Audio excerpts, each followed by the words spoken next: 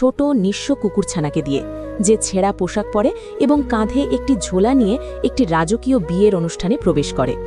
ক্ষুধার্ত কুকুরছানাটি যখন পেটের দায়ে মানুষের কাছে খাবারের জন্য হাত পাতে একটি বাটি এগিয়ে দেয়, তখন কিছু মানুষ তাকে নিয়ে উপহাস করতে থাকে।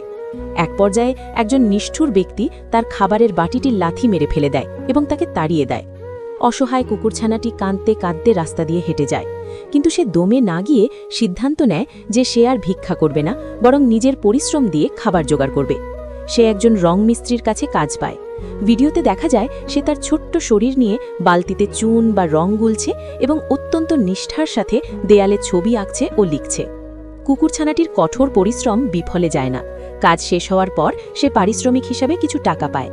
সেই টাকা নিয়ে সে কোনো বিলাসবহুল জায়গায় যায় না, বরং একটি রেস্টুরেন্টে গিয়ে তার কষ্টের টাকায় পেট ভরে খাবারের প্যাকেট এবং একটি দুধের বোতল কেনে।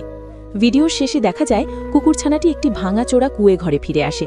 সেখানে তার জন্য অপেক্ষা করছিল তার ছোট একটি বাচ্চা বা ভাই এবং তার সাথী। সে সারা দিন কষ্ট করে যে খাবারটুকু এনেছে তা পরম মমতায় তার পরিবারের মুখে তুলে দেয়। বাইরে ঝড় বৃষ্টি বা দারিদ্র্য থাকলেও কুঁড়ে ঘরের ভেতরে তাদের ভালোবাসা আর তৃপ্তির এক সুন্দর দৃশ্য ফুটে ওঠে।